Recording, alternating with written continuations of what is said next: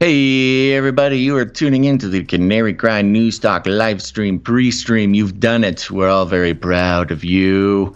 We're going to get the show started in just about a second. Well, that was a lie. In just about a minute, rather. And yeah, you know, the usual, go to CanaryCry.Party. Make sure to find all the cool resources and things, get connected to the community, join the Discord channel, join the social media hideaway, our little social media bunker that we have that is totally disconnected from those evil robots. I don't know, not a whole lot of new. Oh, we updated the roundtable over at CanaryCryNewsTalk.com/roundtable. So if you've been knighted or want to be knighted or just want to read a list of all the wonderful people who have supported the show so generously over the years, you can go do that and thank them and thank God for them.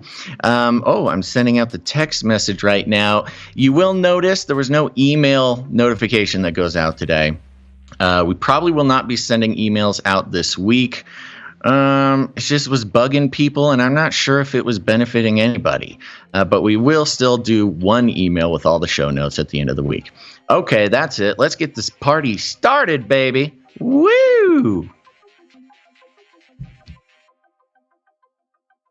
And I'm stalling again because that was a false alarm. We're here. We're still here. You thought you could get away. You thought you could start the show right away. But no. Now you got to listen to me ramble and stall for a couple seconds. While I'm doing that, I do want to remind everybody you can go to CanaryCry.radio.com/support, but you can also go to CanaryCry.support. And that's right. We're going to be slowly shifting to CanaryCry.support. And if that doesn't work for you, type in the https://CanaryCry.support. Okay, let's go.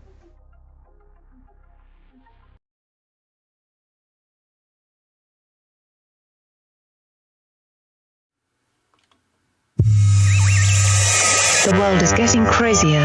People are acting more and more insane. The end of the world is tomorrow. Tomorrow. There's only one thing to do when the world is falling apart. Listen to Basil and Gonz as they discuss this week's news and events through the lens of Bible prophecy. You are listening to Canary Cry News Talk.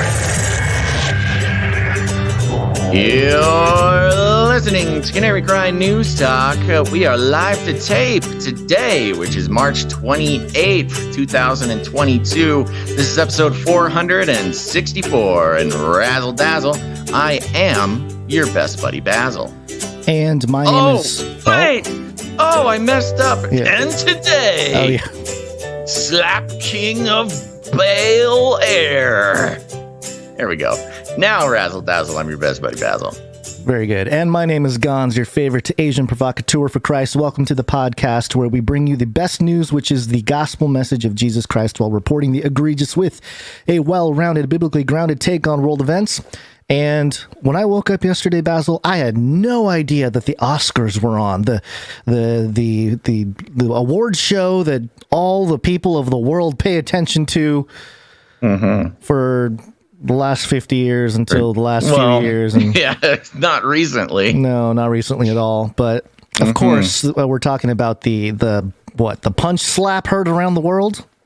Yeah, well, you know what's fun? I was actually, well, you'll learn more later, but I went to a fancy schmancy Oscar party last night. You went to an Oscar party? Really? Yes. Wow. I was all dressed up.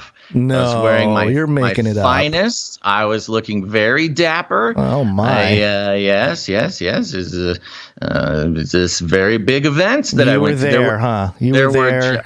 I was at the Oscars. No, I was not at the official Oscars, as far as any of you will ever be able to verify. But I was at an Oscar party with all these very fancy dressed up folk. It was a real affair, and watched the Oscars. And I will say this: had a catered dinner that I don't know if maybe it's because I haven't eaten a catered dinner in maybe 3 years, or at least 2.5, but spent a lot of time in the public restroom at this Oscar party. But that's not what the story is about. The story is about the fact that I was too busy at the dessert bar, the dessert buffet, to have heard anything about this until this morning. Even though I was in a room filled with people eagerly observing the ritual. Instantly on Twitter and other social media platforms sharing your taking your stance on the issue here?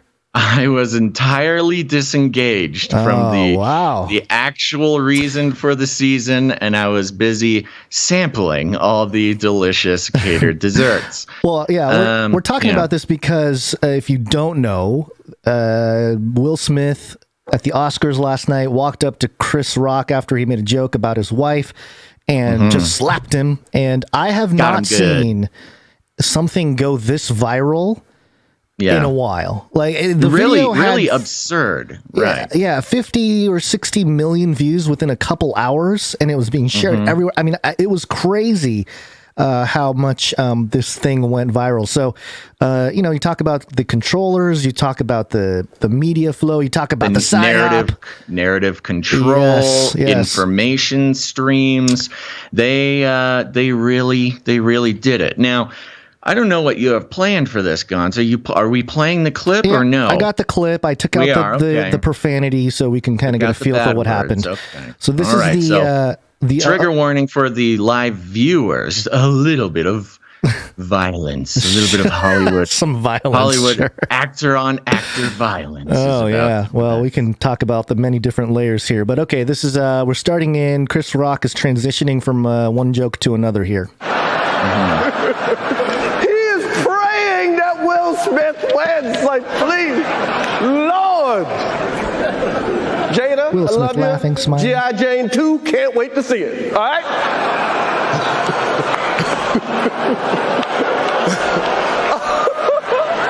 So for those of you just listening, that's the part where you see, it goes on once Chris Rock makes a joke about G.I. Jane 2 because Will Smith's wife, Jada Pinkett Smith, has alopecia. Right, so which is a loss of hair. Loss of hair, yeah. Right, yep. So Chris Rock makes a joke. They pan to the couple, Will Smith and Jada Pinkett Smith, and Will Smith is laughing. He's like, oh, yes, another funny joke, ha, ha, ha, But you see the countenance on Jada Pinkett Smith's face change. She kind of does an eye roll, but then they cut away. And this is the part, a lot of people were breaking it down. I want to know what happened between this shot where, Jada Pinkett Smith eye rolls and Will Smith is laughing. Within 10 seconds, he's on stage smacking Chris Rock. So let's just continue here for those of you who did not see the footage or hear it. Eye roll, laughing. That was a nice one. Okay. I'm out here. Richard. Chris Rock smacked in the face. Wow. Will Smith just smacked out of me. Keep my name out your mouth. Wow. And this is when it gets serious, when people are like, oh, wait a second. Was this not a joke? Yeah, something else? Because it looks, it is something that, they could have planned before and, come up, give me a little slap. If it wasn't, this is the moment where you're like, oh, this is not just like a fun thing they may have planned. Now, we'll get into the was it planned, was it not thing in a second.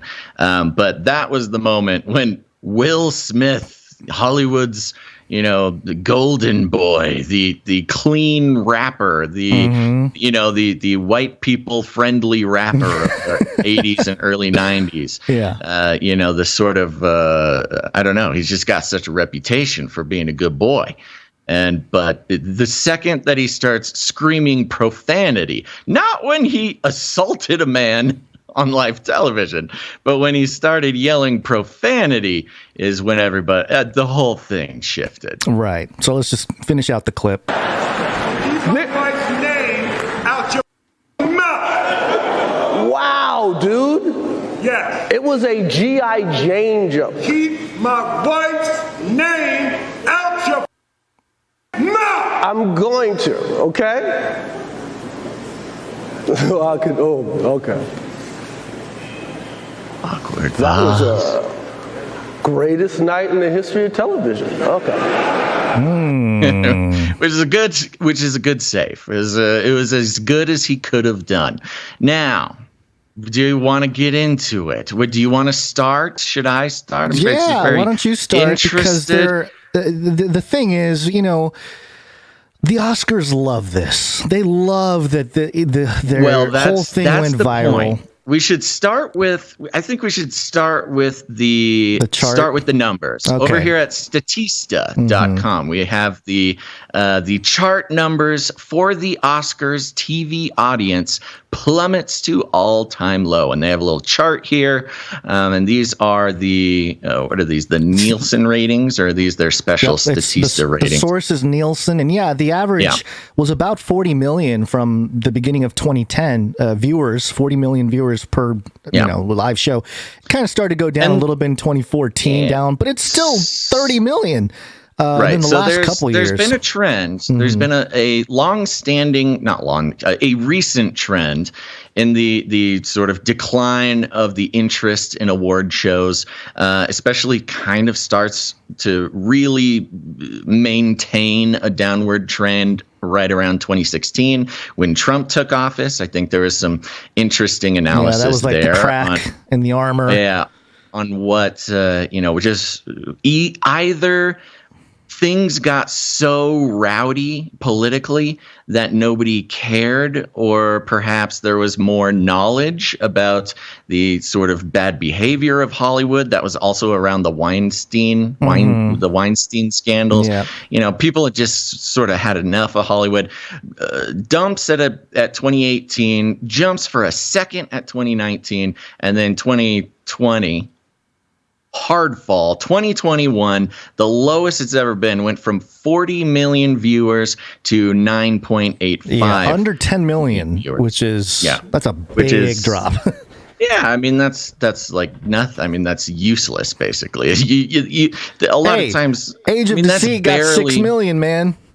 Right. So with the this is one night. There's obviously different levels here, but I'm just saying. I mean, in the world of ratings and the amount of time and money that goes into putting on this show, it would get canceled. Like that is a cancelable rating. Basil froze. All award shows, they're not even. Sorry, you cut out for a moment there. So okay, sorry about that. We couldn't hear what you were saying. Okay, so we're. He's cut out again. Good. This is going well. Let me check my connection here. Let me make sure it's not me. All right. Let me check things. Why don't you carry it? Talk about it a little bit. And okay. Let me try to fix my stream. Okay. All right. Well, obviously there's been a lot of conversations. This sparked a whole debate. Was it real? Was it not? Was it staged? Was it not? And there's different levels to this because, on the surface level, you have kind of your normie people looking at it saying like, oh, well, he's trying to protect his wife's name because of her situation, battling alopecia, and it's too far and whatnot. It's an honorable thing. Hello, I can hear you. Yes. Am I in? Okay. Yeah. Not cutting out as much. There's a lot going on with the Smith marriage that it's almost not even worth going into because they famously have this. Right. They famously have this sort of strange arrangement where they're sort of married, but like not really together, but also lots of infidelity. It's just like a whole thing. So that, but he maintains, again, Will Smith's sort of position. And I know, of course, listeners, I'm not saying you should think Will Smith is a good boy. I'm just saying that's been his brand. His brand is that he's extremely friendly. He doesn't curse in his rap career. He's the Fresh Prince of Bel-Air. He's almost solely responsible for, the position that African Americans American people and ethnic people. That's not the right word. Minority populations. Their participation in Hollywood is widely sort of credited to Will Smith's work, and he just sort of has this reputation of being a moral, upstanding character. Yeah. And so there's a couple things that happen here. Number one, Will Smith totally surprising the entire world with his behavior. And oh my gosh, Gonz, my newsfeed is just pretty much a solid block of like Will Smith fall from grace articles. And they're not very interesting. They're not very, I don't know. It is what it is. But there's this HuffPost article we can just poke at real quick. The headline is Will Smith had to shatter his image to get that Oscar. Oh, and that's the next fun part about this is he ended up winning an Oscar for the first time in his life. Yeah. It's the first time in his life he actually won an Oscar. And he gave this apology or whatever. Sure. Love makes you some clips from that crazy things. Yeah, I got clips from that the speech. Yeah, just some isolated stuff that I cut down. Give it to us. In this time in my life, in this moment, I am overwhelmed by what God is calling on me to do and be in this world. But Richard Williams, and what I loved, thank you, D. Denzel Washington said something in the background. I couldn't hear what he said, but Denzel said to me a few minutes ago, he said, at your highest moment, be careful, that's when the devil comes for you.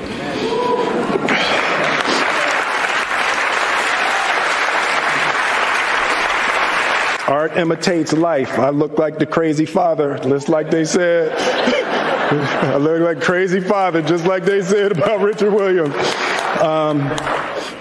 But love will make you do crazy things.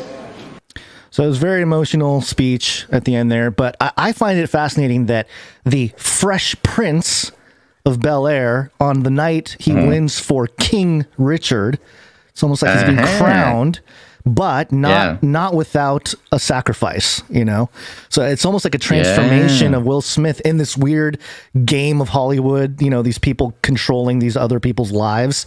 It's almost like, yes, okay, you get to be king, you're moving up the ranks, but it's not going to be exactly how you want it to be. We get to shape your destiny, so to speak. And it is fascinating. Maybe he gets canceled entirely, maybe not, but I kind of tend to think that because of this sort of king moment, people are going to complain about him, but he's going to be fine. Like, he's going to keep going as No.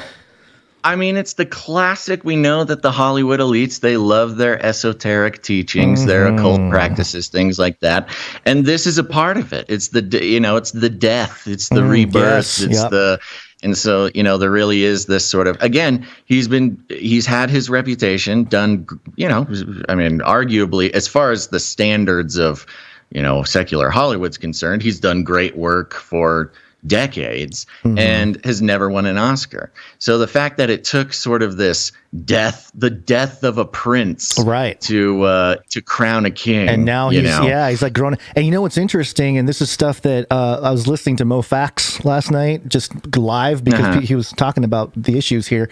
And something he brought up, and I wouldn't have known this, but there's a relaunch of The Fresh Prince of Bel-Air, and I guess they removed all the wholesomeness of the original show, and every character has problems now. There's like affairs and drug addicts. It's the dark, twisted reboot that they love to do on things. Yeah, and it's almost like it's like a symbolic gesture to like, okay, we're moving Will Smith's pristine image to a more raggedy, just dangerous. I think dangerous. Yeah.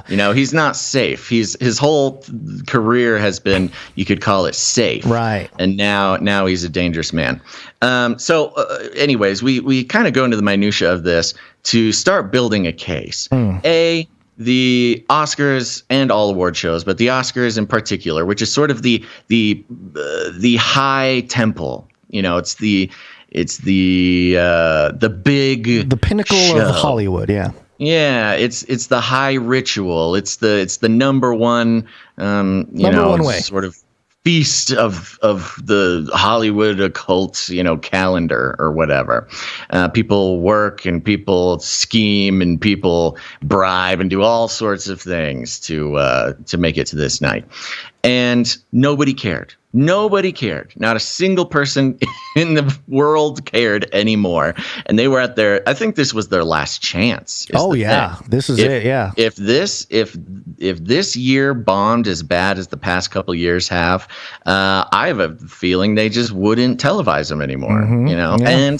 And not for nothing, the Oscars being the high church ritual of the sort of Hollywood occult elite, and that could be described many different ways, which I won't get into here. But if it lost its power in secular culture or just in culture in general, then you've got a lot of powerful people who stand to lose from a failed ritual. And again, going back to sort of the occult schools, a lot of times failed rituals are not just a failure. They are a cataclysmic event where bad things, it's not just a good thing didn't happen.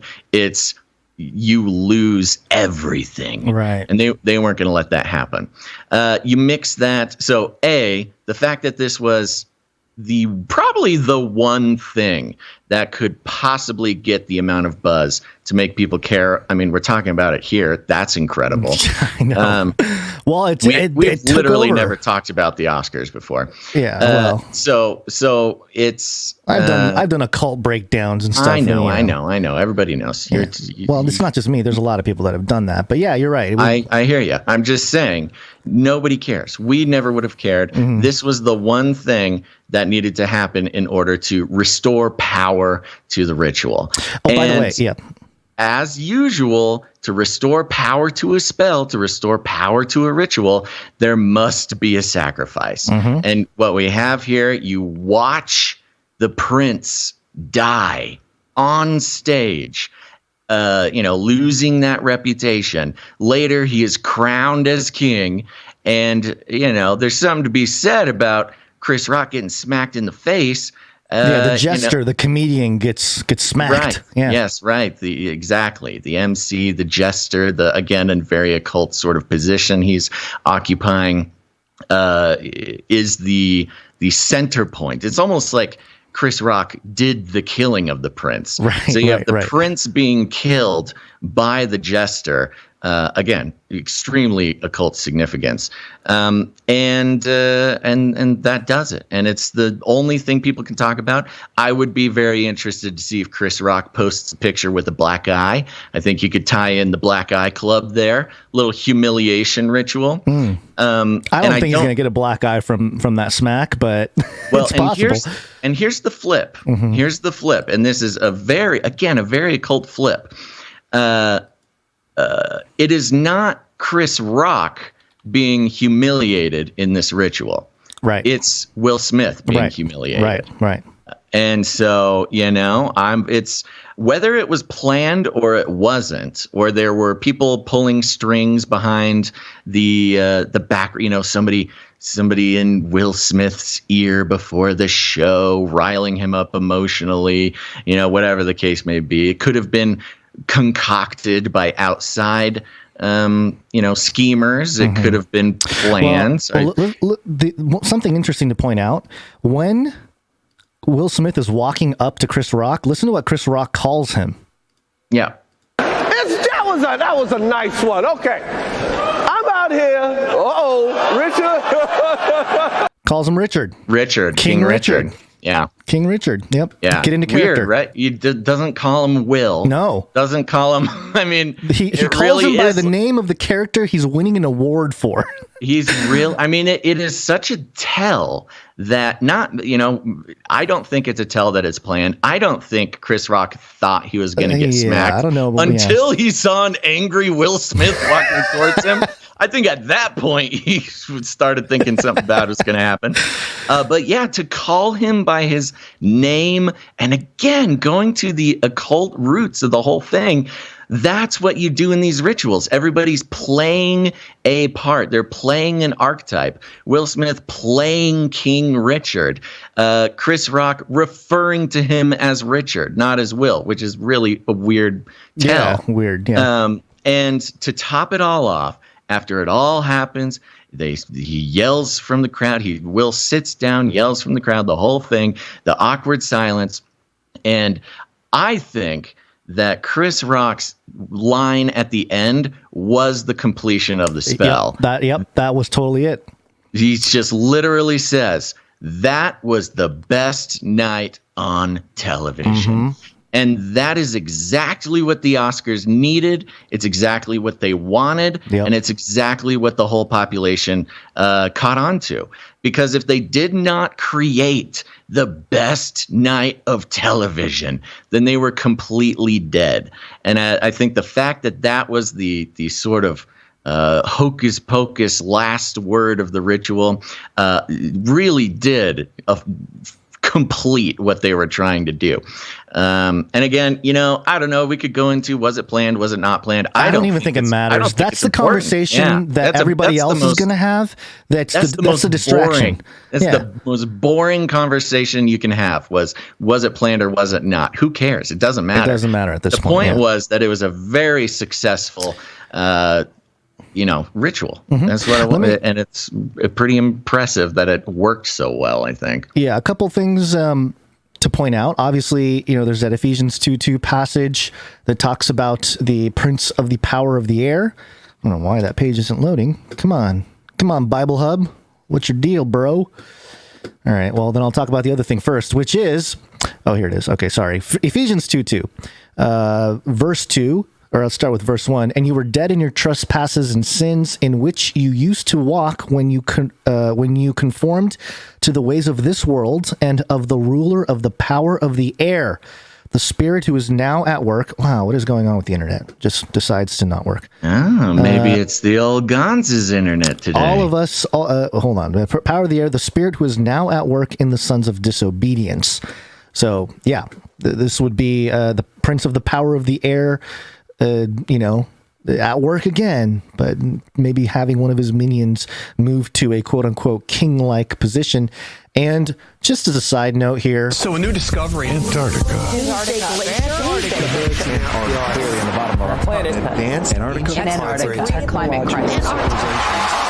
Penguins. Speaking of ritual and the whole thing, and we skipped the story a few episodes ago because I think we just decided to drop it for other stories. But we've been tracking Antarctica for a while, and the independent.co.uk reported this again like a little over a month ago. Fresh Prince of Antarctica, Will Smith to travel. Oh my gosh, what? I told you, man. I kept trying to tell you that this is kind of a bigger deal, but you were like, kind of like, whatever. Excuse no, I'm telling you, man. Hey, man, don't gotta make it personal. Keep my name out your mouth.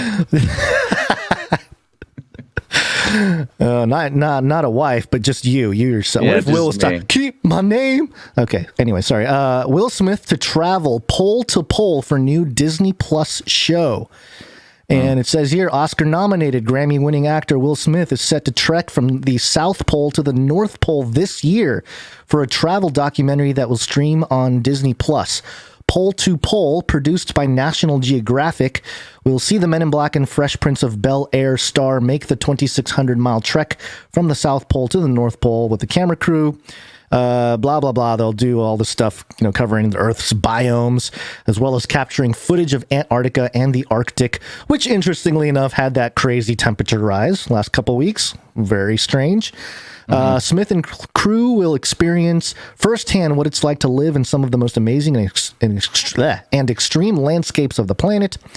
So, yeah, he's sort of this travel guide from pole to pole, going to stream on Disney Plus. I wonder if he's going to lose some of these jobs.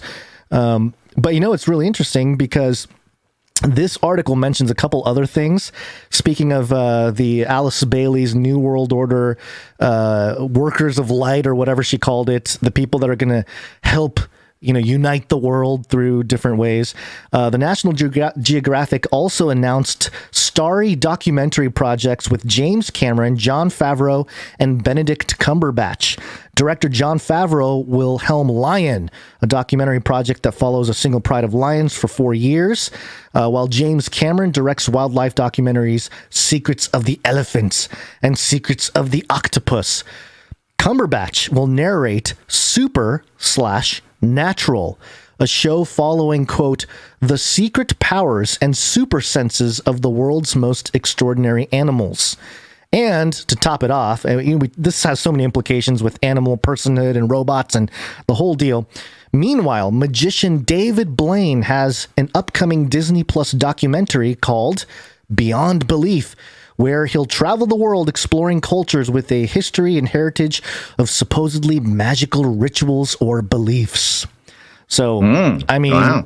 Just the lineup here, along with, Will Smith going pole to pole, as a little side note here, a little sidetrack. But, speaking of rituals in Hollywood and doing all kinds of stuff, controlling the minds of the youth. Mind-controlled weapons. This is all part of it. And it's a good way to point at, to let people know, the normies out there, that, hey, it's just so obvious, just at a surface level, that this is somewhat of a stunt, and you can get into all the other conversations about the occult and the ritual and stuff. But at the very least, it's like, look at their numbers. They had to do something, and they did, and it worked. And it worked. I want to bring up one more occult connection. Okay.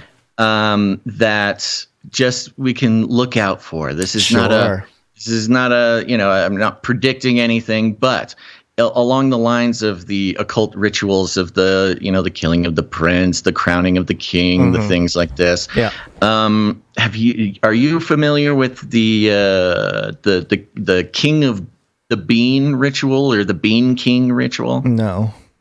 Okay, so it's a pagan practice. It's kind of an ancient practice during the winter solstice, or at the end of the winter. Sometimes it's sort of practiced different times in different places. But there's a big party. Everybody gets together. The entire community gets together. It's one of the biggest nights in the entire year. And they're sort of celebrating the changing of the seasons. And there's a cake. And in the cake, there's a bean. And, the cake gets passed around. And whoever gets the slice of cake that has a bean in it, they become the Bean King. And the Bean King is an individual. Sounds racist. It's an individual who, you're sort of blessed by the gods. You got the bean, and you are like literally treated like a king for an entire year. Oh, wow. A whole year. Yes. And the bean is significant to, it's talking about the sort of pagan nature worship. It's supposed to bring blessing for the new growing season. It's supposed to do all this sort of stuff. So the Bean King becomes king for a year. And after that year is over, they sacrifice the king, the Bean King. Oh, wow, okay. And they spill his blood on so you get to live like a king for a year. I'd be upset about that. Oh, it was a big honor, especially in these times when, life was so hard. Just to live for a king like a year was actually a big honor. And then they kill you, and they spill your blood on the soil. And that was supposed to, appease the gods or bring a blessing for the harvest or whatever. And so this idea of, being crowned a king for a short while during a ritual at the changing of the seasons, especially when it's geared around, finding a blessing for the harvest, saving the harvest, maybe reversing a curse by the gods, which you could arguably say that the Oscars were experiencing a deadly famine, and they were dying, and they needed a ritual. They need a ritual to bring life back to the Oscars, and a sacrifice might just do it, especially because, the blood is spilled a year later. And what happens a year later? Well, it's the Oscars again, baby. And that's when we need the blessing, is when we're doing the Oscars again. So I don't know. I'm not, making a prediction, but if we are if we are going to make the comparisons of the sort of Hollywood occult elite and their at least sort of showy adherence to the occult or pagan rituals, I would be a little bit worried if I were Will Smith, because he may live like a king for a year, as he literally got an award for playing King Richard and was crowned. Well, King Richard he's not like a real king, but I'm just saying the movie's called King Richard. Yeah, it's called King Richard. Yeah, and he played Richard. So yeah. Anywho, I think that's something to look out for. Will something happen to the king in a year? I don't know. We'll find. We will find out. Smith. Yes. I just thought it was interesting. Now, another interesting detail, not nearly as related, but the Bean King feast would happen on January 6th. Oh. Yeah. Yep. Which will fit into another theme that we will get into later on in the show, folks. But until then, are you good to go? Yep. Okay. So there you go. We're going to move on. And Gonz, guess what day it is, baby? It's funny. I put Wednesday in my thing. That's how not on track I am with life. But it is reality, Monday. You are. Gary, what day is it? Monday.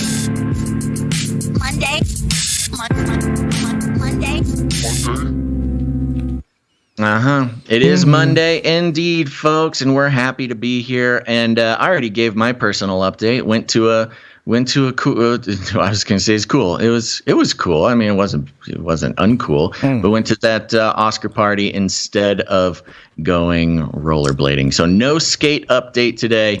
Instead, I will say that if you haven't had catered food in a while, bring some extra wet wipes. I had my daughter's birthday party over the weekend. Yeah. She's 5 years old now. Can you believe that? That's crazy. My gosh. And wow.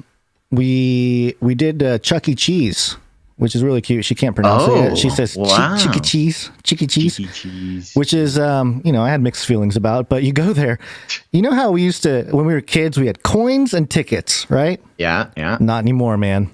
Credit cards. It's all cards. Cards. No physical tickets, nothing. Just all cards.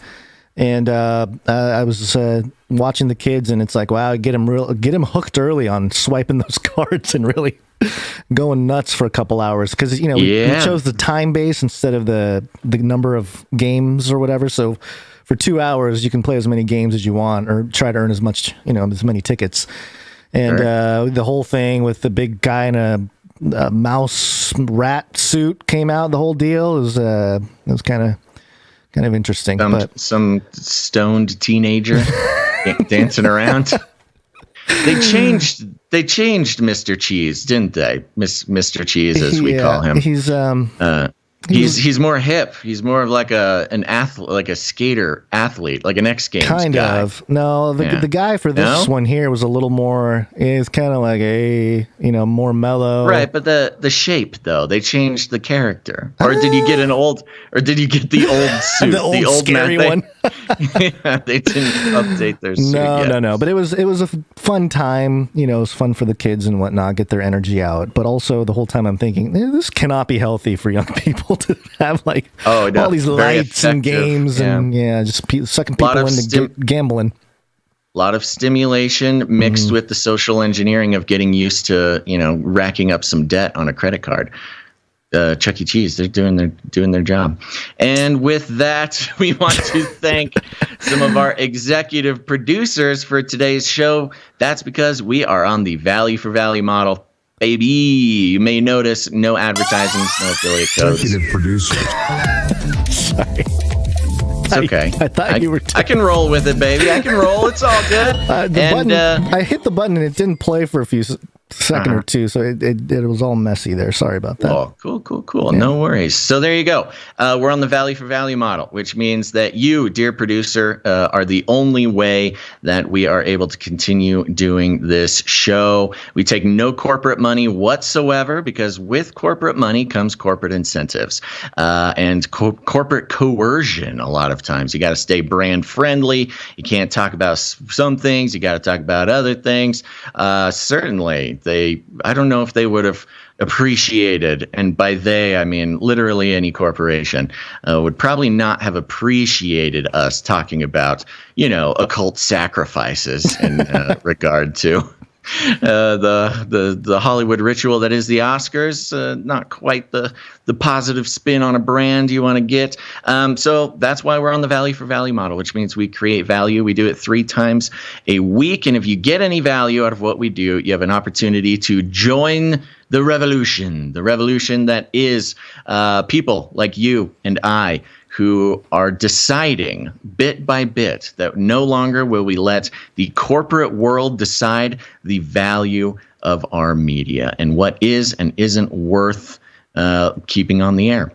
And people who produce this show are producers, and we thank them very much. And we're going to thank a couple of our executive producers here, people who really believe in the model, get value from the show. And these are the people you got to pray for, folks. Thank God for these people, because they are helping. They're keeping the show going. If it wasn't for them, what would we do? So we're going to start out with executive producer Kelsey C. Thank you, Kelsey.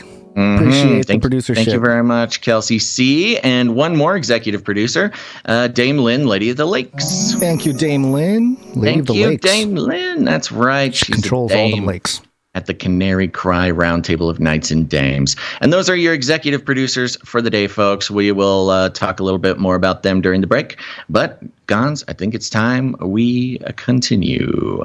Where'd you find this? That's right. Thank you very much. Oh, well, you know who, well, I don't know. I don't know what to say. I don't know what to say about this. It's time for the Flippy update. I thought you were going to set it up a little bit differently. Yeah, well, I usually do. Okay. Do you have a better line? I'm just trying to move forward, I was going to say, well, yeah. All right. Yeah, come on, let's go. Okay. Flippy update. Do you want fries with that? That's right, folks. It's time for the Flippy update. Flippy is our colloquial name for the disembodied robot arms that are taking our jobs, enslaving our children, and flirting with our spouses. We like to talk about Flippy as a way to explore all the new, fun, and exciting ways the robots are taking over the world, and just how there's nothing we can do about it. Today, Gonz, this ties in across the board. This is coming from therobotreport.com. And I'll talk more about the Robot Report right now. I've never heard of the Robot Report. My whole life is dedicated to reporting on the robots. And never once has the Robot Report popped up on my, algorithms. But the Robot Report turns out is a podcast, Gonz, and a fairly new podcast. And, considering my sort of new, one of many, lifelong goals to become the world's premier robot critic, I'm feeling a little threatened. Yeah, it feels like you need to know your competition before you. This is them. Approach. I've found yet another nemesis on my quest to become, I don't know, some sort of robot king influencer. Of robot reporting. You shall be sacrificed on the altar. I'll sacrifice you. No, keep the show going. I don't want to be the Bean King. The Robot Report podcast. And I'm thinking, my goodness. And their logo has a robot arm on it holding a microphone. Oh, my gosh. I'll really? give it to them. Their branding is pretty good, but they are focused on FLIPPY. I'm feeling a little violated, and especially because they're only about 70 some odd episodes looks in, like. Yeah. which means, well, I'm not going to lie. I went back and checked. They started in 2020. They're a pandemic podcast, Gonz. Oh, kind of like us. Yeah. No, we weren't a pandemic podcast. This is our pandemic format. I'll give you that.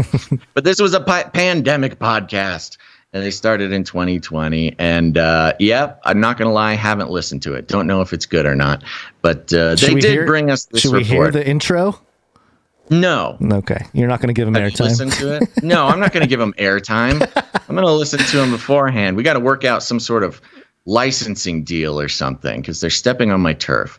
So no, we will not play them. But they have a headline here: Black Eye, with an I, Black Eye Robotics launches mobile heavy lift robot arm. Black Eye, Gonz. Black Eye, like Chris Rock. Maybe on Chris the stage Rock. of the Oscars. Maybe Chris Rock is invested in this company. Black Eye Club, of course, the Occult Ritual Club, the Humiliation Ritual. Black Eye Robotics launches mobile heavy lift robot arm. Not a great name if you are trying to convince people that your mobile heavy lift robot arm isn't dangerous for humans. That's like saying, yeah, I started a robot company. What do you call it? Oh, I call it punch through your chest over and over until I take over the world. No, you don't call your robot arm company Black Eye. But okay, let's read a little bit from the Robot Report. Welcome to episode 73 of the Robot Report podcast, which brings conversations with robotics innovators straight to you. Boring. Join us each week for discussions with leading roboticists, innovative robotics companies, and other key members of the robotics community. Oh, they seem more plugged in. I haven't gotten an invite. You That's need what I'll say. You need to start emailing some. You need a PR person. It's an industry podcast. That's what I'm saying. It's boring. Nobody wants industry podcasts.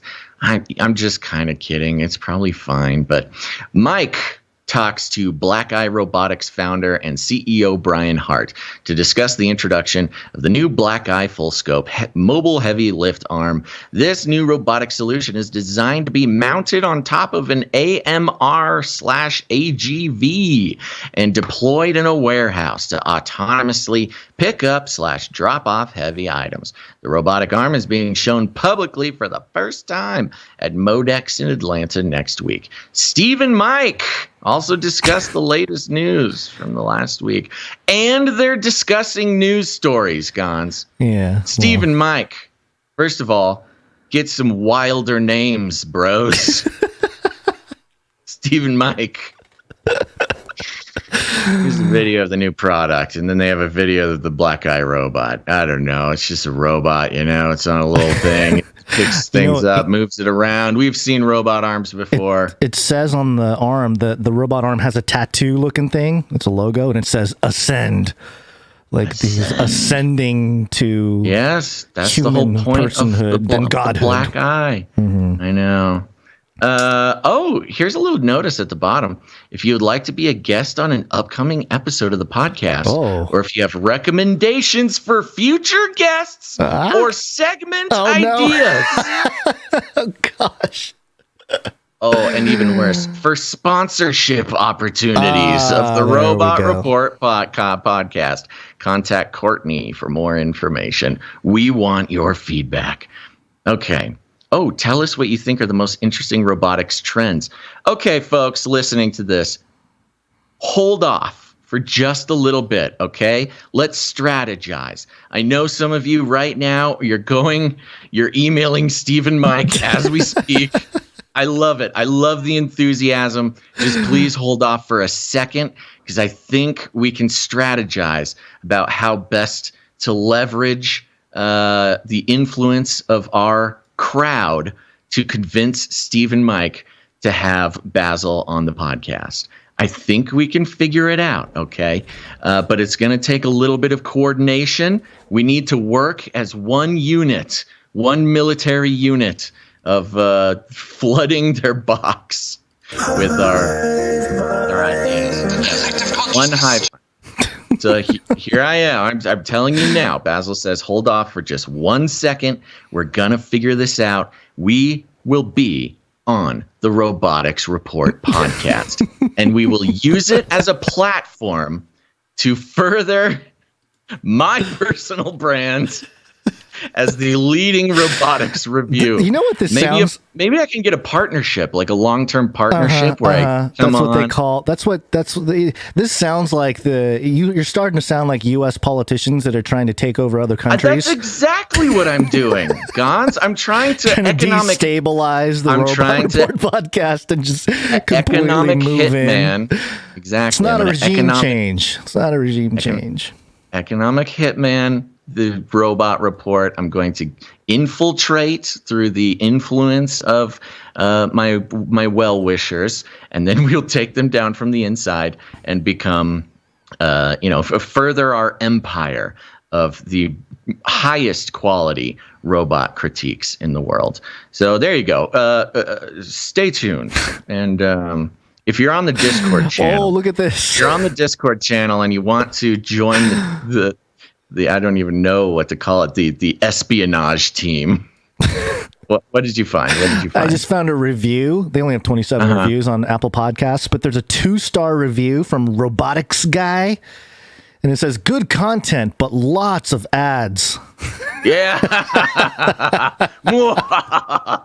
The greed and corporate sponsorship will be the death of them. Yeah. Yes, okay, I'm loving it. I'm seeing all you in the chat. Yeah, one idea, write us a form letter. Okay, yeah, maybe we'll get a form letter together. We'll get a plan. We'll do a petition. Oh, yes, we'll do a petition. All right, you guys, I love you guys. You understand what we're doing. Hold tight, soldiers. We will make this happen. Okay, there you go. That's your Flippy update for the day. Not so much about the robot. That was like a meeting. Not so much about the robot itself, like but about our sort of with the producers. Hostile takeover of a podcast. Yeah, you're not supposed to tell the public what a secret meeting we had. They're not the public. They're not the public. They're team members. Everybody listening now is a team member, unless you're Steve or Mike from the Robotics Report, in which case you're legally not allowed to listen to this. All right. Let's move on. Go to CanaryCry.Party. Find the live stream, find clips, email lists, text notifications, street team posters, show notes, and ways to connect with other Canarians or become a producer.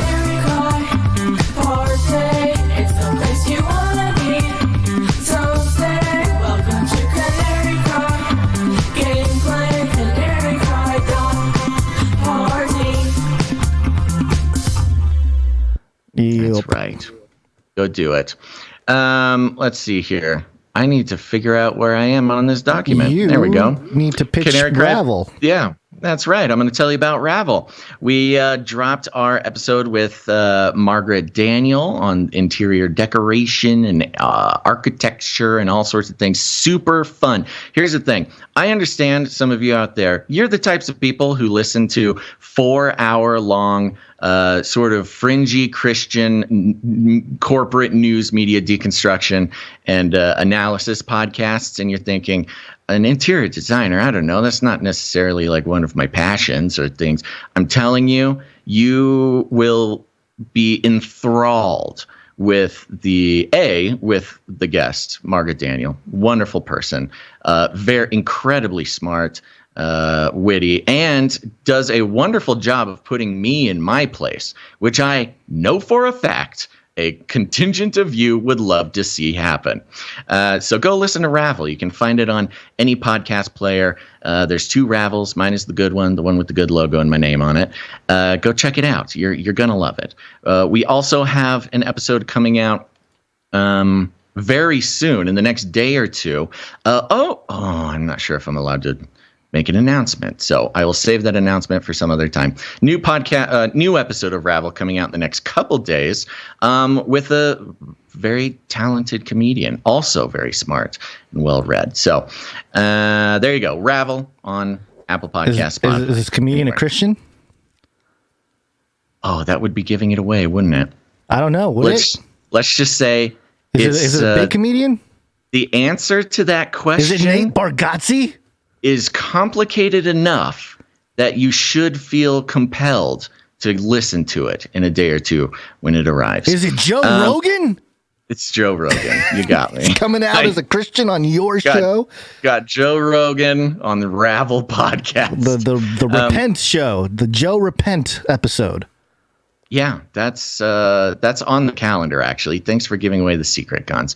Go to Canary Cry Clips. Go to Canary Cry Clips on YouTube or Odysee. Follow the Clips channel. We got clips of the show dropping all the time. Our clippers are hard at work. There's like 10 clips that just dropped like this morning. So go check it out. It's a good way to review a lot of the information on the show without having to sit through the entire podcast episode. It's a good way to share the information with your friends or just post it on your social media. Please go do that. Canary Cry Clips on YouTube and or Odysee. Okay, I think that's it. Oh, as we speak, I'm going to hand it back over to Gonz.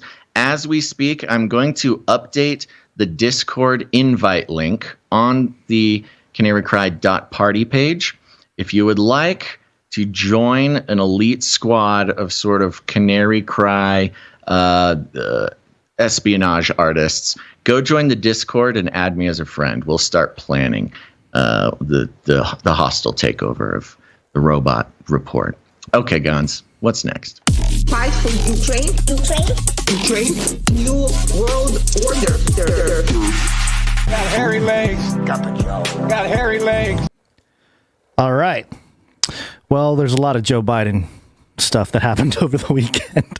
Not great, but we'll start with Reuters. I was entertained. Well, entertained, yes, but for the implications of the state of world affairs, I don't know if that's great.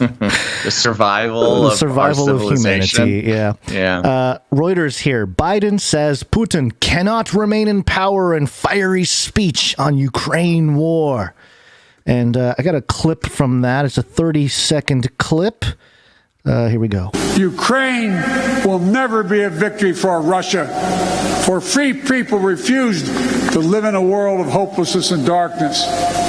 We will have a different future, a brighter future, rooted in democracy and principle, hope and light, decency and dignity, of freedom and possibilities. For God's sake, this man cannot remain in power. God bless you all, and may God defend our freedom, and may God protect our troops. All right. Okay. Did he just call for a regime change in Russia? Is that what he's doing? So many things in there. First of all, can we start with how weird his voice sounds in that? He's like putting on this Big Daddy voice and screaming. Maybe it's the venue. The venue kind of had him, the voice. Sometimes your voice echoes in a room and you want to, you kind of pump into it or something. But let's hear it again. He was tired of being called sleepy, I think. Maybe. Well, he still sounds sleepy. I don't think that changed. Ukraine will never be a victory for Russia, for free people refused to live in a world of hopelessness and darkness. We will have a different future, a brighter future, rooted in democracy and principle, hope and light, of decency and dignity, of freedom and possibilities. For God's sake, this man cannot remain in power. All right. What a weird thing to say. For God's sake. Yeah. Putin can't stay in power. Yeah. So that's weird. It's an interesting sort of hierarchy of needs he's created. For God. Yeah, the comments sharply escalated conflict between Moscow and the West over its invasion in Ukraine. This is Reuters. But a White House official said the remarks did not represent a shift in Washington's policy, that it is not seeking regime change in Russia. Still, they came on a day of escalating rhetoric, as Biden also branded Putin a butcher during a meeting with refugees who have fled the war in Ukraine to the Polish capital. Quote, the president's point was that Putin cannot be allowed to exercise power over his neighbors or the region. The White House official said, quote, he was not discussing Putin's power in Russia or regime change. I love that. Putin can't exercise his power over his neighbors. That's our job. That's what we're supposed to do. But we're not talking about regime change. Interesting. On Saturday, Biden said the West was united against Russian invasion, but also added that NATO was a defensive security alliance which never sought Russia's demise. Biden's speech was delivered at Warsaw Royal Castle before hundreds of Polish elected officials, students, and U.S. embassy staff, many holding U.S., Polish, and Ukrainian flags. Quote, the West is now stronger, more united than it has ever been, Biden said, calling the fight against Vladimir Putin a new battle for freedom. Biden said Putin's desire for absolute power was a strategic failure for Russia and a direct challenge to a European peace that has largely prevailed since World War II. And there you go. So I just keep going on and on. I do love the sort of Bushian throwback to it's about freedom. Right. Russia is threatening our freedom as Americans. Really? I feel like you're threatening our freedom as Americans way more than Putin is. Yeah. But okay. Yeah. Yeah. And it gets people on board, man. It works. I know. Yeah, so there's a lot of damage control in the media here. This is a Washington Post headline, how Biden sparked a global uproar with 9 ad-libbed words about Putin. Mm-hmm. And the subheading here, by declaring that the Russian leader cannot remain in power, the U.S. president seemed to suggest a drastic change in U.S. policy, prompting a scramble by White House officials. I love it. Yeah. I love it. So there you go. Saki's really earning her COVID time. But that wasn't the only It does make me wonder, you know, Psaki stayed home because of a COVID infection, allegedly. Right. And I wonder if he would have done that if she were there. Like, you got to imagine, or maybe she stayed back specifically for him. So he would. We don't need a fence around this one this time. We want Joe to say a couple things that it's a good way to be like, see, this is why you need me. Mm-hmm. This is why you need me. This is why you got to circle back around on old Psaki here. Circle back on Psaki. Mm-hmm. So that wasn't the only gaffe. I mean, this obviously stirred an uproar on social media, and I think around the world they're like, "What do you?" I mean, the thing is that's fascinating is that the people who have denied that the U.S. does regime change has had to kind of be like, "Oh yeah, I guess we do that, huh? We go into other nations and we help them." I don't know that they're realizing it to that level, but Biden does talk about like, oh, when I went to Ukraine, this was before they had a democratic. What's that? Right. Well, was this speech in Poland? I thought so. Was this his Poland speech? Yeah. Okay. Yeah, Warsaw. Yeah. Yeah. So this is his big international European sort of debut speech here. Right.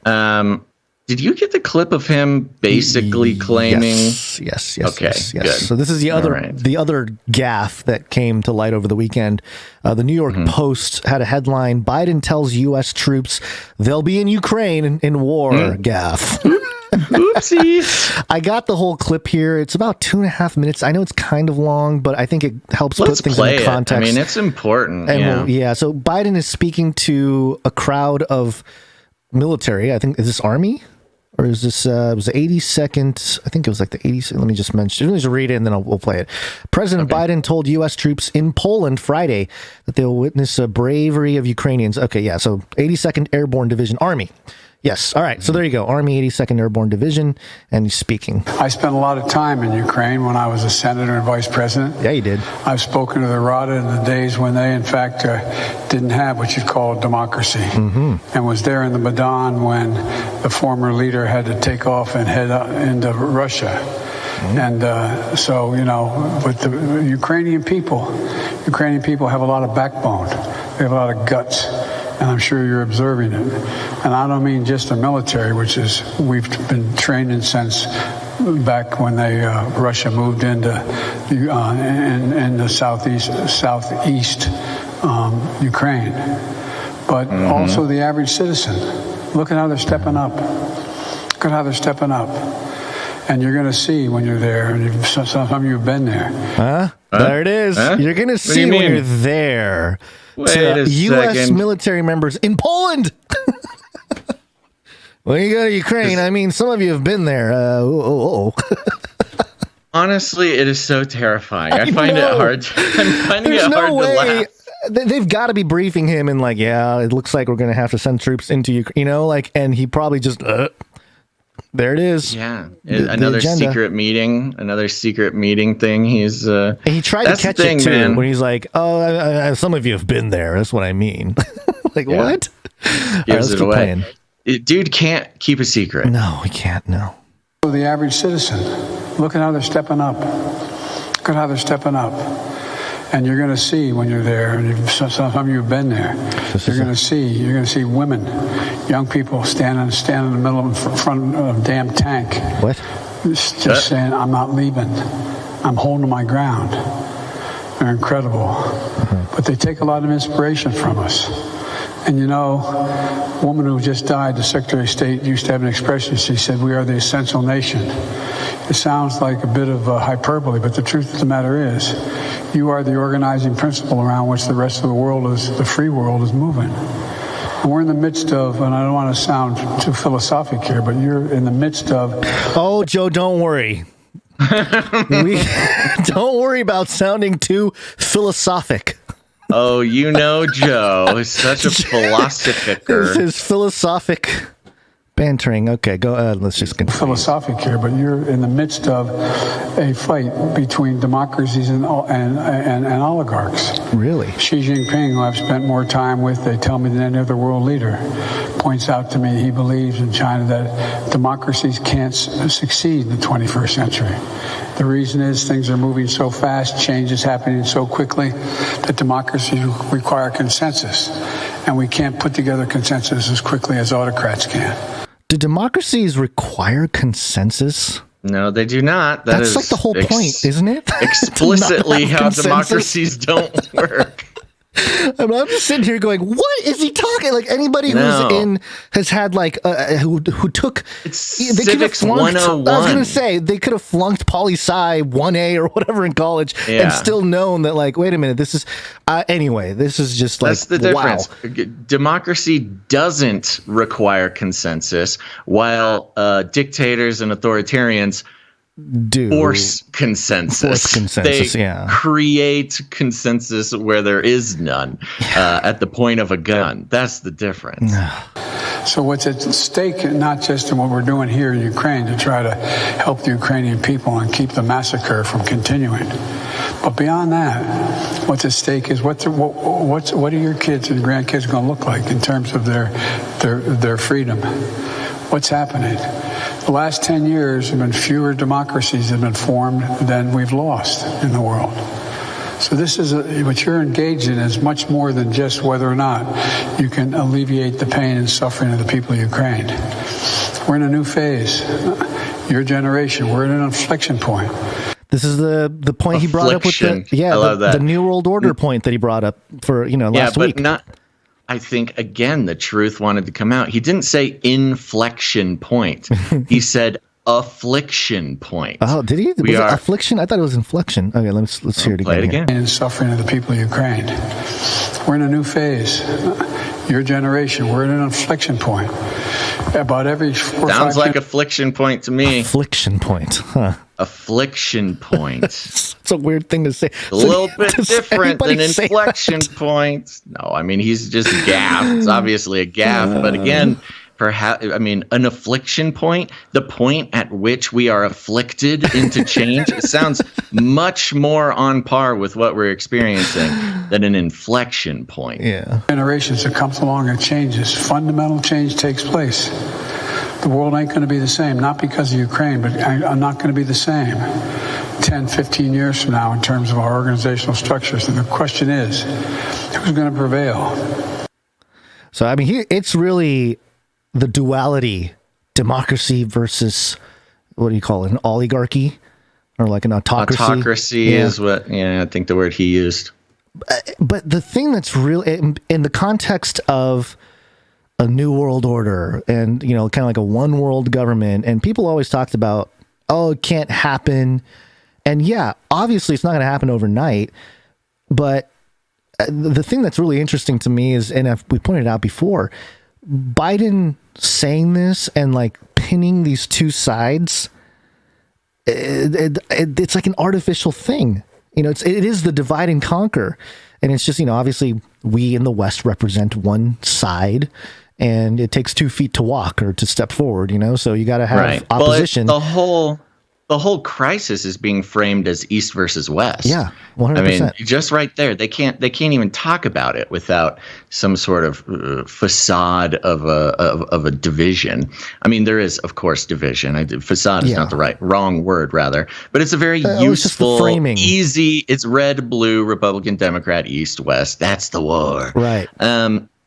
I think there's a very revealing detail in his. I mean, he almost praises autocracies in that speech. That's what I was going to say, is that, and again, I've pointed it out before, out here in the West, we call it democracy, but the things we do are a little more authoritarian or autocratic, so to speak. At Certainly least can look that way. Can be in certain circumstances.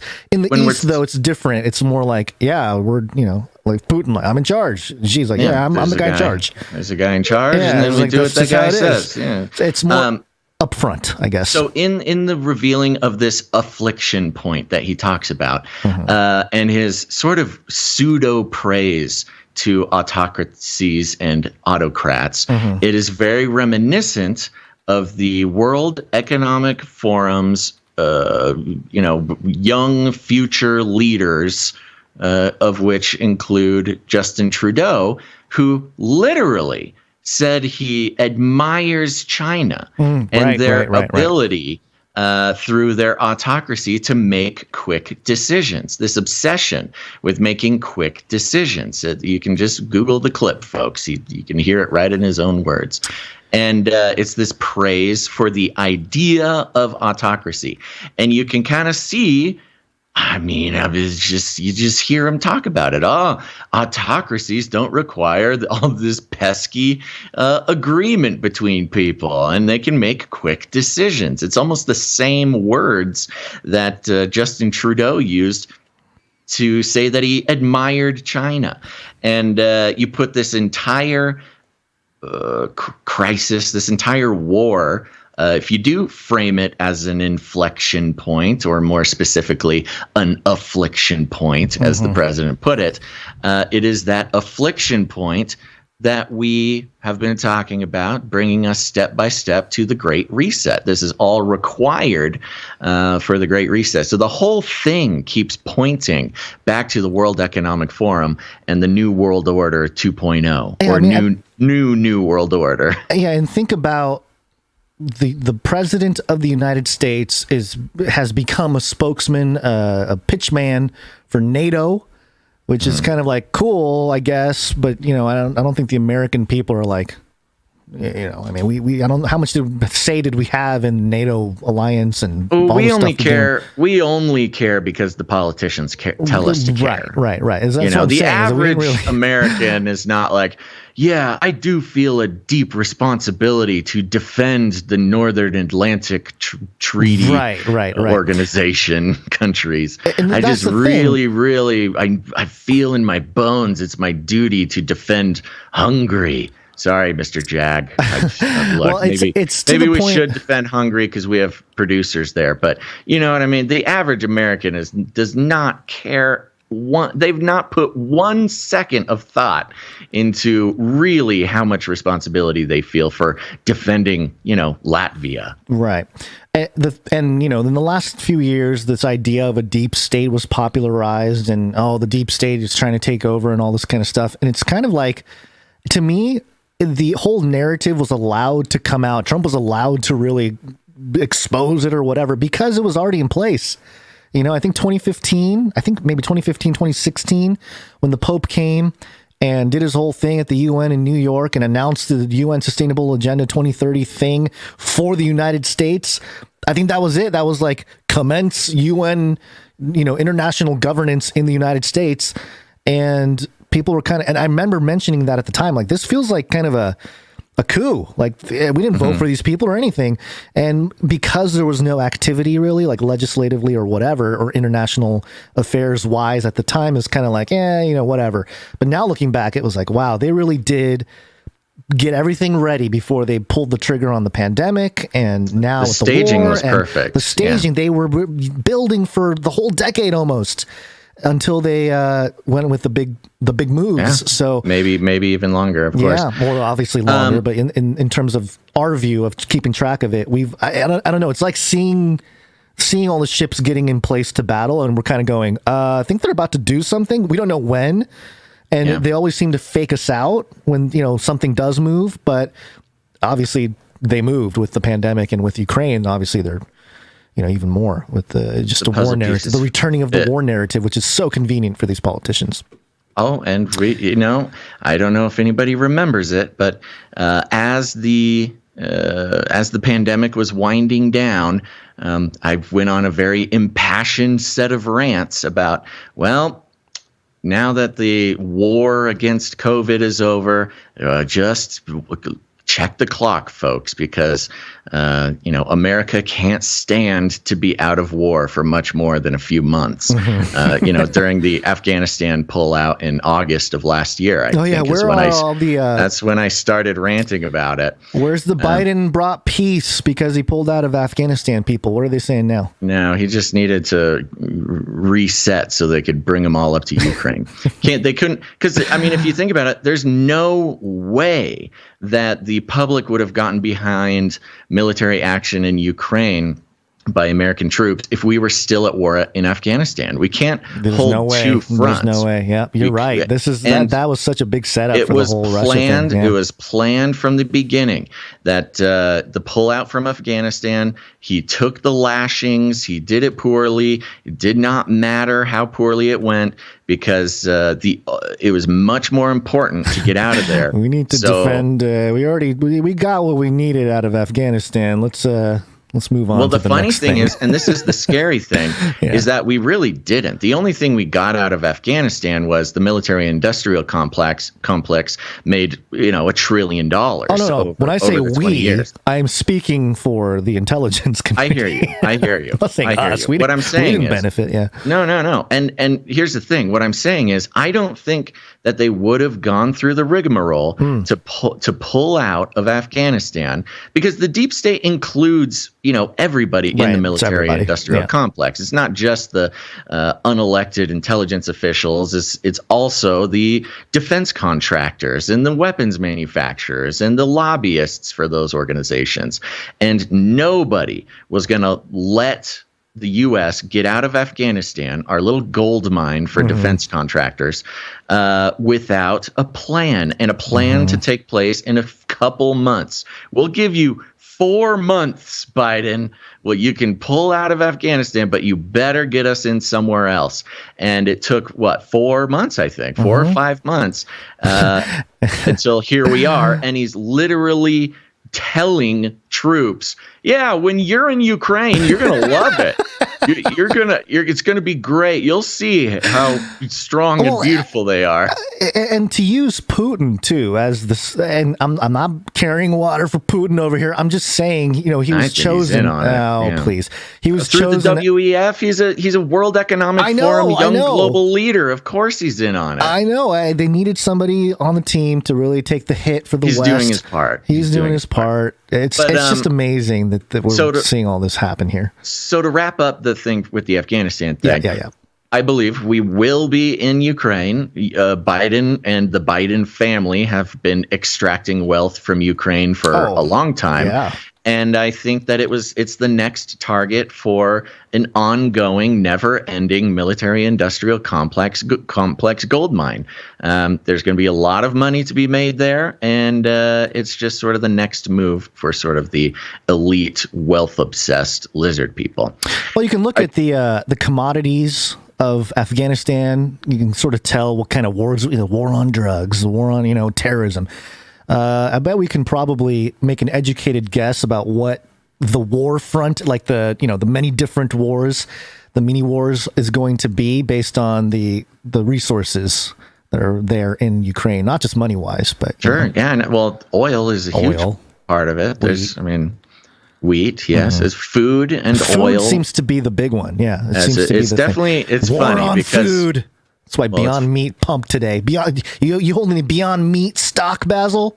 I don't, but people who do are excited today. Right. And, again, it's interesting. Canarians, it might not sound like an interesting shift in the news media, but Biden just gave his big speech about food shortages. Right. He just he's talking about it all now. We were talking about the wheat problem in Ukraine probably almost exactly a month ago. We were talking about the wheat problem that would be coming.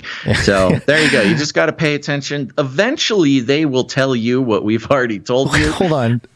What? I'm sorry. I just remembered that Biden, in that clip about the food shortage, he said in a gaffe that he was talking about how he can speed up the food shortage. Oh, no, we talked about it last episode. I know. But I'm just saying, when will we know when he's actually making an accurate statement? Because everything seems like a gaffe. He's always making an accurate statement. It's just not the accurate statement he means to make.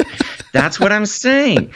That's what, my tweets have been slowing down lately, but I did tweet just the other day, I think yesterday maybe. Let's see here. What did I say? I'm actually pretty thankful that the sentient sack of raisins known as Joe Biden you called him a sack of raisins. How mean. Can't help but say the quiet parts out loud. The truth wants to come out, and Grandpa Joe keeps leaving the back door open. Yeah. And that's exactly my point. I think he says more accurate statements than not. They're just not the ones he's supposed to be saying. But do you have any more clips? No, I don't. At what point? Okay. At what point do they start telling him the misinfo because they think they'll know he'll gaffe and say it? Be one step ahead. I don't know.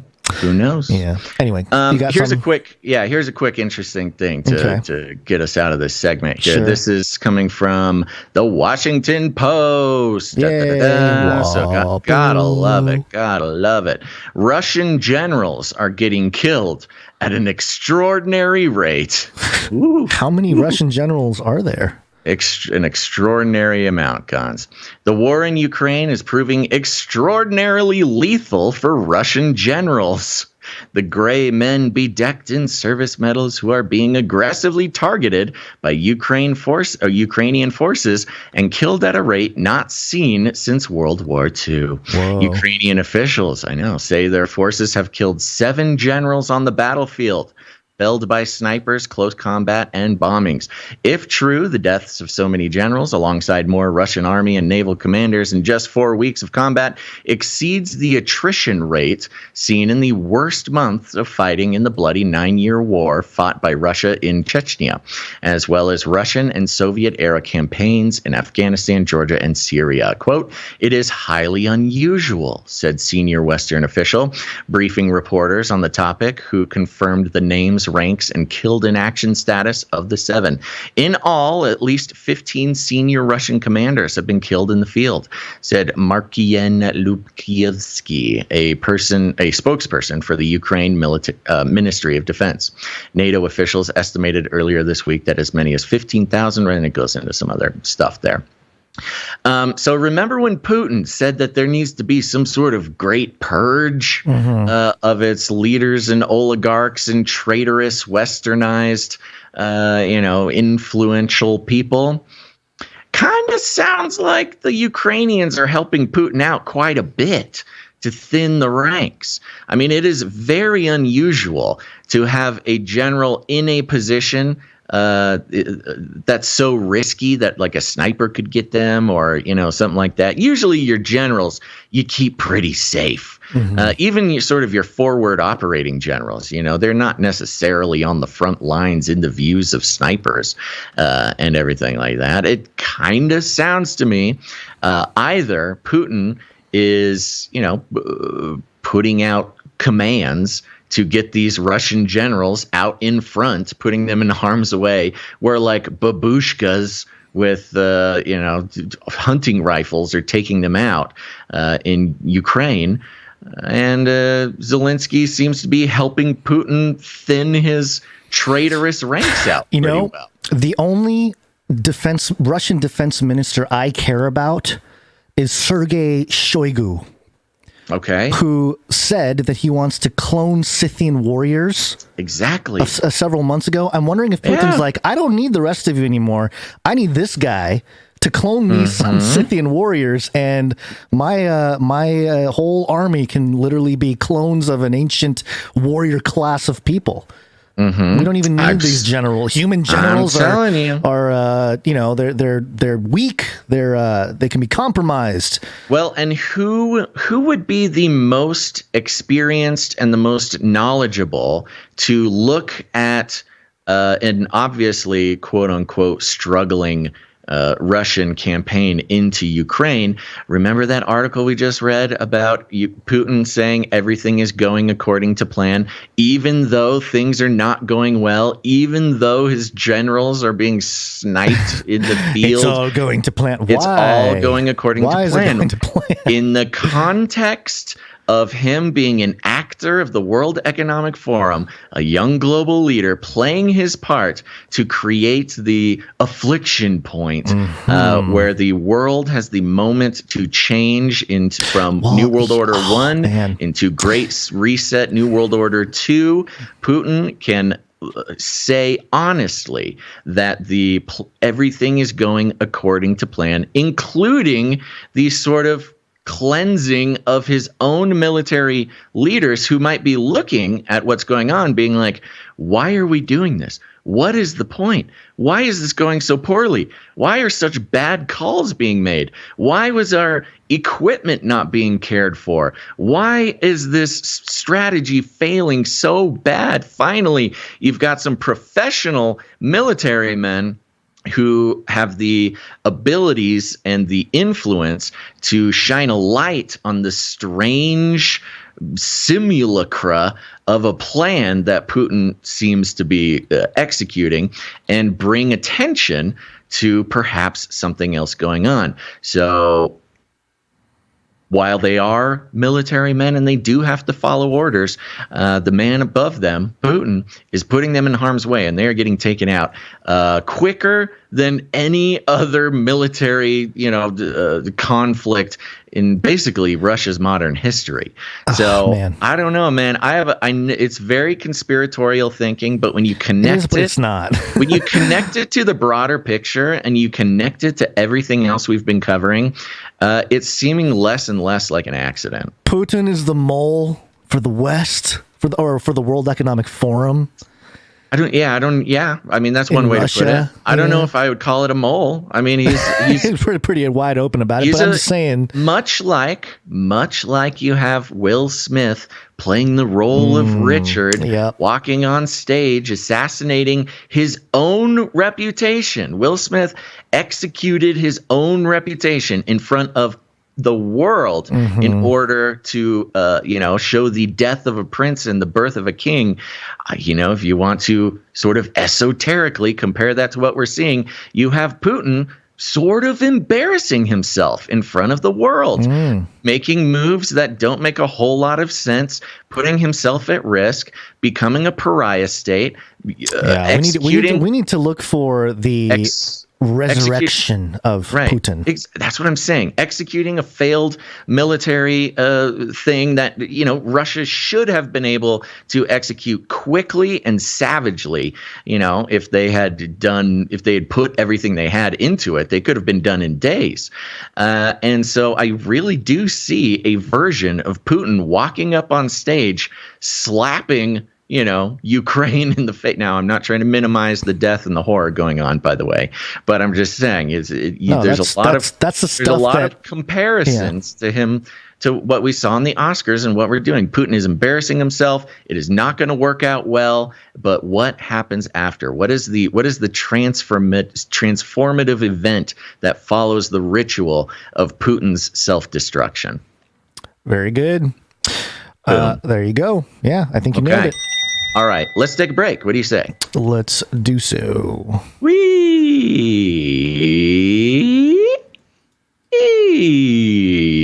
It's break time! Come on, take a break. You ever heard a professional broadcaster stall like that?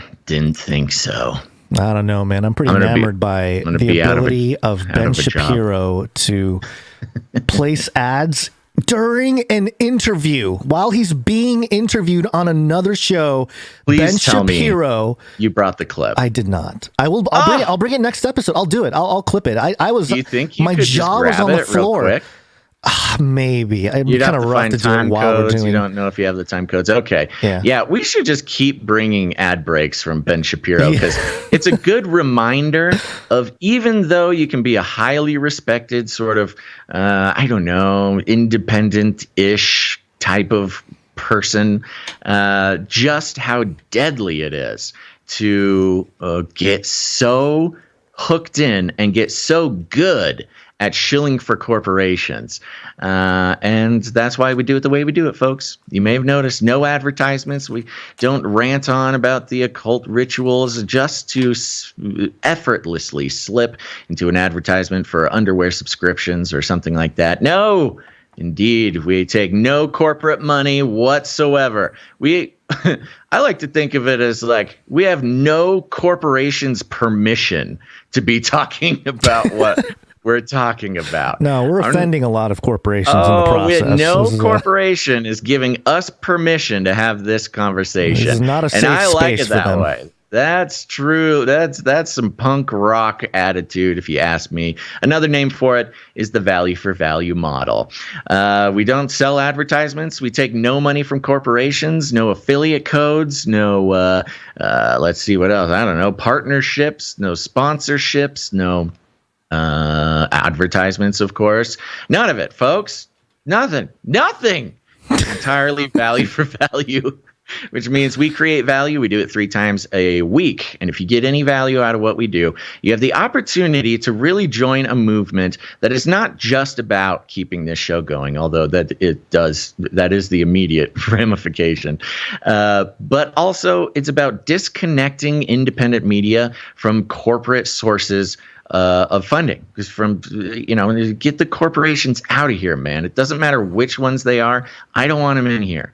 And you, dear listener, get to participate in that. In fact, it doesn't happen without your participation. But it's not just about us. It's not just about the broad meta concepts of advertising, representing decades and decades of research into subtle manipulations of our psychology to weaponize our own economics against us, convincing us to spend money we don't have on things we don't need, all while submitting the very contents of our brain and our trust and our attention over to some lizard person who's going to use it for his own personal gain or her personal gain. Instead, we each take individual responsibility. Ever heard of it, millennials? Personal, individual responsibility for supporting and keeping independent media truly independent. And that's what we do here. And those who decide to participate in that, raise that rebel fist with us, we call them producers, because that's exactly what they are. And we're going to start out by thanking some executive producers. If you want to know where and how you can become a producer, again, we understand times are weird, and the value for value participation is the first thing to go when things get uncertain. But just consider, where would we be without true independent media? Where would we be without corporate news analysis that was not funded by the tentacular caress of advertising agencies and their clients? I don't know. I don't know where we would be, because right now the value for value model is keeping us going. And you can head on over to patreon.com/CCNT, or even better, CanaryCryRadio.com/support. CanaryCryRadio.com/support. So, Gonz, who are we thinking today? We're going to start with some executive producers. Executive producers. Yeah, I think we got 2 of them. Yeah, indeed. We're going to start out with our first executive producer, Kelsey C., who comes on in with a fun row of ducks here. We got $222.22. Very nice. Thank you very much, Kelsey C., for being one of our executive producers. Where'd you find this? I was looking around. I didn't see a message from Kelsey C., but we sure are appreciative of Yeah, we appreciate her, it. I'm assuming. Thank you. Next up, we've got a wonderful, lovely, returning executive producer. Always answers the call when there's a need, and that is executive producer Dame Lynn, Lady of the Lakes. Thank you, Dame Lynn. Indeed. Good to see you. Dame Lynn, Lady of the Lakes, comes in with $157.77 plus fees, and a note that says $157.77 plus fees. I believe, I need, I love Dame Lynn, Lady of the Lakes. God bless. Where'd you find this? I'm just picturing her say that and then dancing backwards to the executive moonwalking jingle, out of the room. Moonwalking out, Yeah. yes. Thank you very much, Dame Lynn, Lady of the Lakes, for your executive producership. Okay, that completes the list of our executive producers. Thank you so much. Thank you very much. We got more producers to thank. Oh, do you want to mention the supply drop real quick? Let's do it real quick. Supply drop. That's right, Canary Cry Supply Drop. Go to CanaryCry.Supply.com where you can join an elite squad of producers who support the show in the amount of $33 a month, which is less than $3 per show, folks. It's a great deal. And in return, we send them 4 shipments a year, chock-a-block full with custom one-time manufacturing run Canary Cry goods. It could be survival gear or stickers or apparel or all sorts of fun stuff. There's going to be an ARG. That's an augmented reality game that is a partnership game to the show. So much fun. We are working hard, diligently, and quickly to finish up the supply drop here in the next couple days. Those will be shipped out very, very soon, folks. So stay tuned for that. If you have not signed up for the supply drop, you can still sign up and receive the first Canary Cry NFT. That's right. Not only that, but you'll also get a little lesson video. So it's an educational experience from Gonz, helping to explain NFTs, how to interact with them, what they're good for, that kind of stuff. So really, value just keeps flowing out of the supply drop program. Go to CanaryCry.Supply.com now. Waiting for supply drop.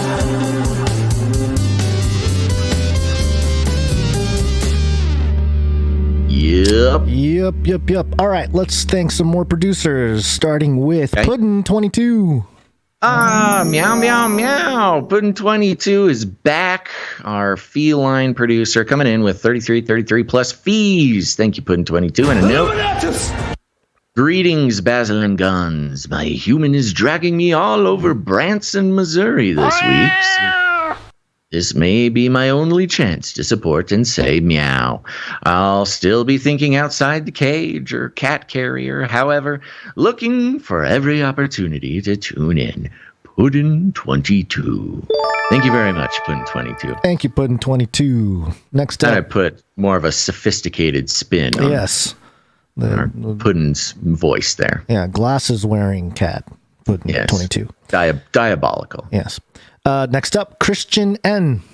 Christian N comes in for $19.99. Thank you very much, Christian N. Yeah, one of our Norwegians. And a note. Hi, B&G. Whoa. Hi, B&G. Here, my monthly contribution, this time at the end of the month to booster the slump. We got boosted, Gonz. All right. We got the producer booster. Producer booster. I like that. That's the only kind of booster I want to get. Yeah, producer booster. We'll have to remember that. Had to fly to Austria this month for my cousin's untimely funeral. So sorry to hear that.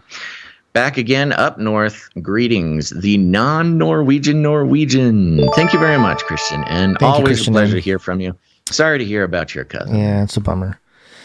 All right, thank you, though. Next up, we have Morv. Next up, we got Morv. on a 69 episode streak.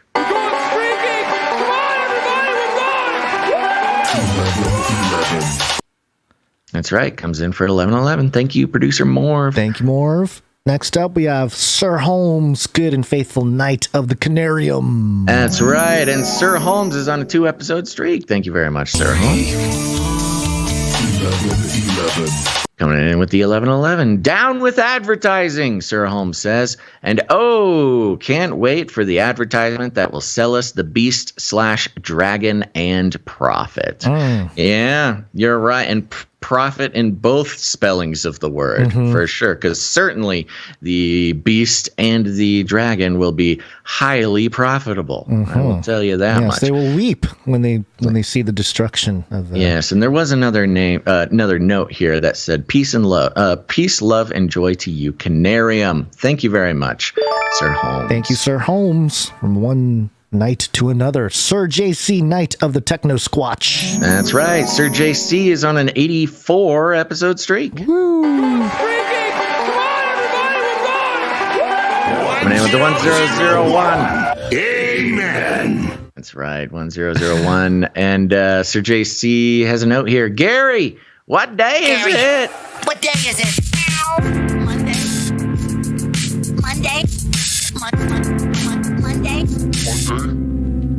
Chill vibes Monday. Hope you both had a restful weekend. I don't know if I'd call it restful, but I do appreciate the sentiment. Thanks for all you guys do. What a blessing it is to have a show on this caliber. I agree, Sir JC, Knight of the Techno Squatch, and thank you for your continued support. Appreciate it. Next up, we have the author's mentor. Yes. Ooh, mysterious sounding. This is a new one. Yeah, I don't know if I've seen the author's mentor before, but thank you. They come in with a pocket full of 7s and a note. Heads up, Patreon erased KJ Osborne's channel for hate speech and won't respond to his pleas. So I canceled all Patreon subs, which meant yours too. Now I'm supporting you monthly here. Love, Ellen. Thank you very much. Thank you. The author's mentor. Indeed. Yeah, and that's something I think you and I, Basil, we kind of saw coming with Patreon. We did have a little run-in, maybe a little scare, year or something ago, something like that. Yeah. So yeah, we kind of see the end of the train there for Patreon at some point, but it is why we don't promote it as much as we used to. Yeah, but we appreciate everybody who's over there right now. And at some point there may have to be a migration, but we're okay for now. So thank you. Yeah, thank you very much. Next up, we have Sir Scott, Knight of Truth. Sir Scott, Knight of Truth, have been supporting the show for 125 episodes in a row. My goodness. Thank you so much. Coming in with the pocket full of 7s and a note. Kind of late. Sorry, guys. Got busy working in the yard. No worries, Sir Scott. You made it. Thank you very much. Thank you, Sir Scott. Hopefully, we're good company during the yard work. Yeah, this is a good yard work show. Yeah. Rake those leaves. Rake those leaves, Sir Scott. Dig that little hole. Do it for Putin. You got it, buddy. Don't do it for Putin. Do it for Chris Rock. Okay. All right. Next up, we have LX Protocol V2. Producer bot LX Protocol V2 comes in and has been supporting the show for 12 episodes in a row, which means LX Protocol V2 might as well be walking on the sun. Might as well be walking on the sun. Indeed, 7s and fees and a note. Dang, I'm not good at this streaking thing. I forget to pay my non-lizard overlords. Be blessed. This is the second time in a row, producer bot. We need to maybe reset you back to factory settings or something. we need a little because your streak is fine on the protocol. run the defrag, man. Yeah, your streak has always been fine. You've never missed it. You're doing a great job. That's that virtual world, man. You start seeing things that aren't there. But hey, if you need the fear to motivate you, I'd be happy to sort of concoct some sort of, narrative that you just almost missed it. Oh my gosh, so close. Better be quicker next time. Thanks, LX Protocol V2. Thank you very much. Next up, we have Where Has My Basil Gonz? Yeah, Where Has My Basil Gonz is coming in for $14.53. Yeah, that was on the LINKTREE, which I do not get the breakdown of fees, so I don't know exactly what number that was, but it came out to be $14.53. And a note, it says prayer request. Please read. Okay, are you able to get into the Patreon? I can jump over to the Patreon. Okay. Let me jump over there real quick. Why don't you play a little song or something for... Well, it's a prayer request, so we'll call upon the producers. Yeah, certainly. Producers, assemble!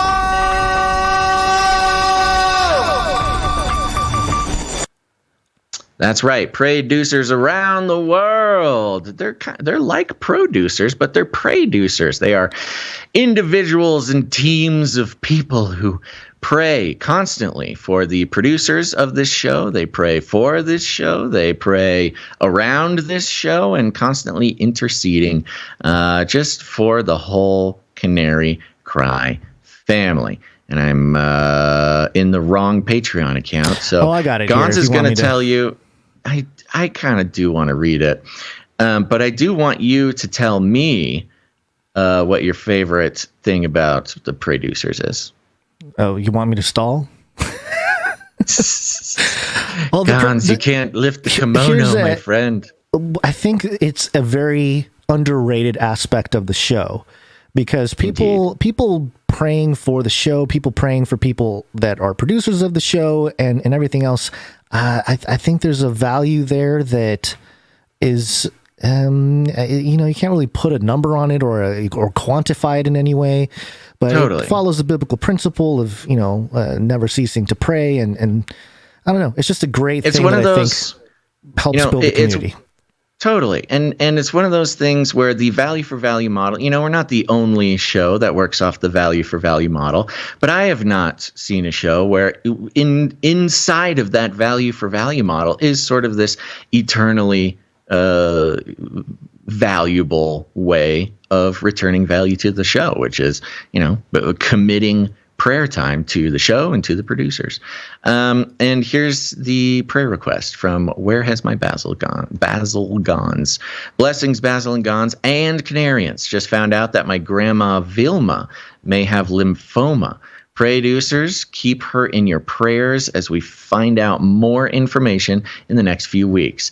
I donated $14.15, that's what it is, to reference James 5:14 and 15 and 1 John 5:14 and 15, which says, this is the James 5:14 and 15, is any sick among you? Let them call for the elders of the church and let them pray over him, anointing him with oil in the name of the Lord. And the prayer of faith shall save the sick, and the Lord shall raise him up. And 1 John 5:14 and 15 says, and this is the confidence that we have in him, that if we ask anything according to his will, he heareth us. And if we know that he hear us, whatsoever we ask, we have the petitions that we desired of him. All praise to God, the Father of our Lord Jesus Christ. Well, thank you very much. Where Has My Basil Gonz? And yes, producers, we're praying for Vilma, who may have lymphoma. Of course, always pray healing, but also strength and comfort for her and her family, and skill, precision, and that's it. Skill, precision, and experience of the healthcare providers who are in charge of diagnosing that for sure. Thank you very much. Where has my Basil Gonz? Okay, who's next? Oh, that concludes. Wait, let me do a refresh. Make sure we're not leaving anybody in the dust. Nope, I don't think so. I think we did it, Gonz. We did it again. That concludes our producers who have produced the show in the amount of $7.77, which entitles them to have a note read on the show. But we got a few more to thank, and we'll do that now, starting with Simon H., who came in on the Patreon. Thank you very much, Simon H. Thank you, Simon. We got Sir Case of the Shield Knight on a 135 episode streak. Going too fast. I can't keep up.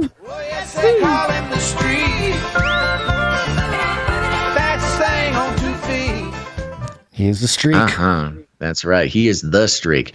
Next, we've got the first streak sister, Gail M, on a 101 episode streak. Yeah! Quicker! Oh, yeah! Women rule! And, just while we're here with Gail celebrating her producership, she did send us a note announcing the winners of last week's Gail's Gratitude Grab Bag. That's right. She's a master at finding cute, interesting, rare, and just generally cool canary-themed items out there in the world. And she is so smitten by all of you listeners and producers in the community that she is giving these things away for free as a thank you for being such a beautiful part of the community. And this week, the winners of the Gail's Gratitude Grab Bag are 3 people. It's our Clippies, Gonz. It's our clip producers, Fail, Liverin, Emsworth, and Epsilon. They clip the show. They put it on the Canary Cry Clips channel. It's incredibly valuable to, well, me personally, because then I don't have to do it, but also to the whole community. And there you go, Clippies. Go ahead and send an email. You know what? I'm going to put it into the conversation, my secret club of Clippies over on the Discord. Send Gail an email, and she will ship out your beloved and treasured prizes. Thank you very much, Gail. And now we're going to thank the next streak sister, and that's Veronica D. Yeah! Right. Women rule! So much. Yeah, 101 episodes in a row. Thank you, Veronica D. Thank you, Veronica D. Next up, we've got Sir James, Knight and Servant of the Line of Judah on a 70-episode streak.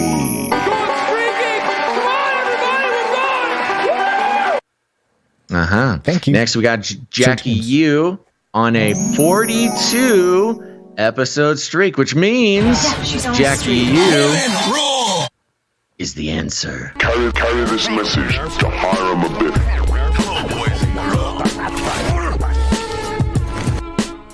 Indeed. Thank Next you, up, Jackie. we've got congratulations, Jackie. Congrats, Thank you for your continued support. Next, we got the good Doctor Who done that on a 70-episode streak.